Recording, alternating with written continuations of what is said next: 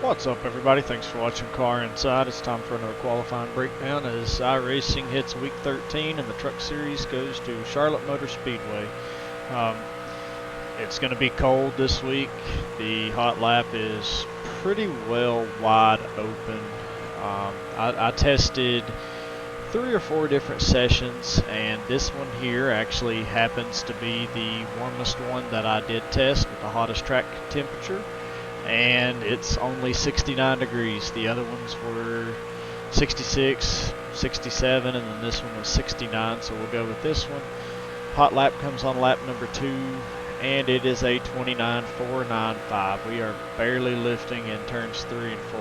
Whenever the track is colder and you get those couple degree cooler track temps, you might see lap times down in the 3s, and it's going to be pretty well wide open. You see the paint here that we had on the truck. We are featuring Mr. Ryan Clooney, one of the guys that gets us to do some of his paints. It's ugly sweater paint. Griswold Family Vacation. Yes, it is a very ugly paint scheme, but that's kind of the charm of it. Looking like an ugly sweater. Got the wood panels and stuff. If you're interested in getting a paint, you can hit me up on Discord, Trading Paints, or leave a comment here.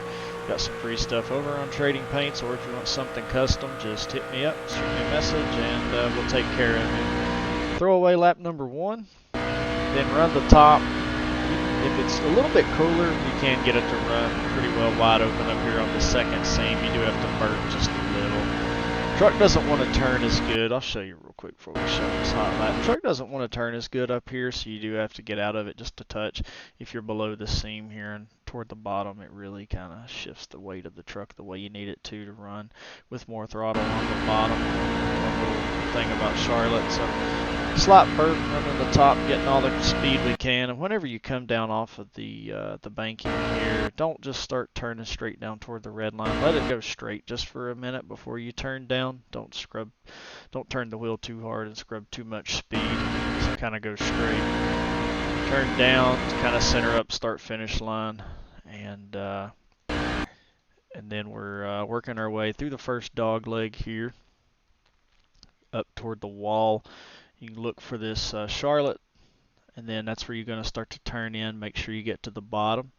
If you get down there on the very bottom and close to that white line, it is a little free, but there is some grip there to where you can hold the bottom, and you can pick up maybe a half a tenth or so. We did this lap compared to one of the other ones we ran, but you're not lifting there at all, wide open.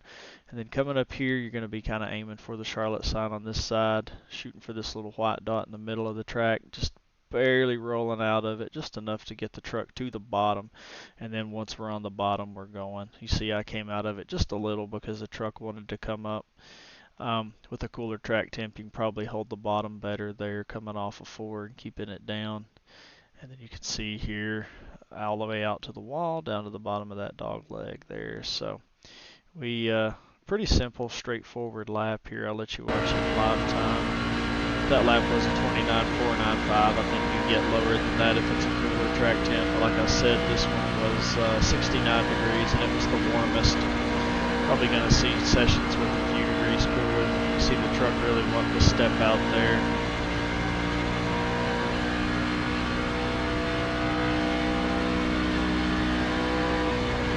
Turn it in, just lifting as little as you can to get to the bottom. Trying to hold the bottom. Didn't do the best job there. I am running a 12-to-1 steering ratio with the qualifying. Probably go to 16-to-1 for the race. I'll show you guys here as we come out of the pits. We'll try to replicate a lap, see how that goes, and then mainly going to show you guys just kind of a race pace, what I'm going to be doing. As I've said in the past couple of weeks, it is a little harder to replicate the line 4 race pace without having the draft, so don't pay so much attention to the lap times, but more so of the inputs and the line that I'm running and what I'm doing. Not having the draft and carrying that straightaway speed kind of manipulates the lap times a little with what you would be compared to in a race, as well as clean air versus dirty air, so it's just more of a generic idea of what I'm doing. And it's I feel like with it having this much grip and being this cool, there's going to be a lot of grip in the track. So we're probably going to be doing that slow straight line lift, just trying to get out of the throttle in a straight line and back in it, trying to get it on that right rear as much as we can. But we'll see if we can't replicate a hot lap here. Kind of show you guys in live time. It's already going to be a little bit slower, but getting down on the bottom here. It is a little free early, so you can really set it out on the right rear.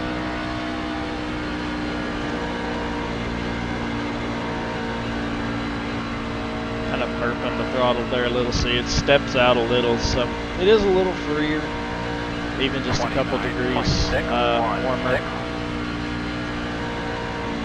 But if I'm in race pace, I'm probably going to lift a little, as much as just maybe the first couple laps, rolling out 20-30% on the entry of these corners.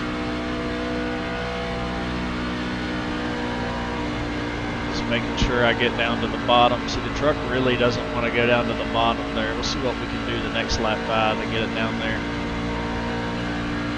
30.054. You can really, if you can see my wheel, I'm really not turning hardly any at all coming off of 4.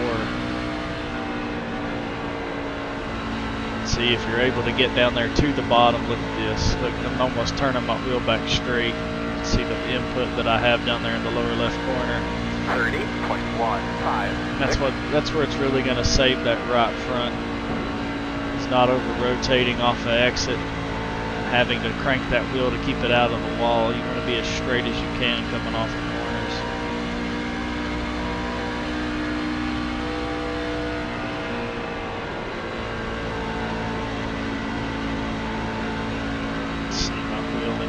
There. And as the run goes on, you'll start lifting more and more. One thing I've done in the past, just slow lift going into the corner and kind of get back on it just a little as the truck settles. That way when it unloads, it's not just slamming down on that right front. I have done that here before, just lift early, stay in it. Really getting that truck down there on the bottom. 30.529. Things I've always found in the past, if you have a tighter setup, and I'll show you this next lap, the difference of what I'm doing. Notice people do this, and it's something I always try to stray away from and not do. So people will want to drive it in, and they'll do this. You'll come in here and you'll just lift.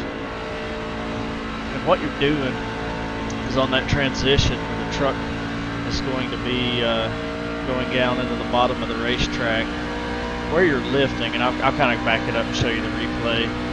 They'll do this number here. And I always stay away from that, and I'll show you why and explain a little. Complete this lap. 30.372. And while it was faster than my other method of what I was doing, at least for the early portion of this run, what I've always found in the past, and it kind of makes sense, is whenever you go off into the corner like that, we'll show my other lap here first. Kind of doing that slow lift. And see, the truck really drops off here. You can watch it really dropping down in there. And I start picking up the throttle as the truck starts to settle. Carrying speed through. Same thing over here on this end. Slow lift. Then start picking up the throttle. What I've always found is whenever you go into a corner and you do this number here, you drive it in deep, you slam it. Look where we're slamming it. So the truck's rolling over into the corner here. You're letting off the throttle. Naturally, it just unloads, so the front end's dropping. So not only is the progression of the banking going downhill to where the nose is going to be lower, you're also lifting. So you're just, gravity's taking effect, and you're just slamming that truck over on that right front. And while you're driving it deeper into the corner earlier in the run, and you can compare lap time one to the other with how I was doing before, even though it's a half a tenth quicker, over the course of the run, going in there, driving it in deeper, and just lifting right when the truck's going to be unloading and slamming that nose, it's really going to eat up that right front over the course of the run. So you might be faster for 10 laps, but if you just stay slow and consistent with what I'm doing here, manage the way you lift, just slowly, keep it from slamming on that right front. Think of it as like a pendulum, or a seesaw rather, and where your weight's distributed more on the nose. Try to keep it off of that. Do that, I think over the course of a longer run, it's going to help you. So hopefully this video is helpful to you guys and can translate for you throughout the week. We'll see how it goes. We'll be on here Tuesday racing and try to get a couple videos out earlier in the week, but appreciate your guys' support. As always, thanks for watching Car Inside, Qualifying Breakdown. We'll see you guys out on the track.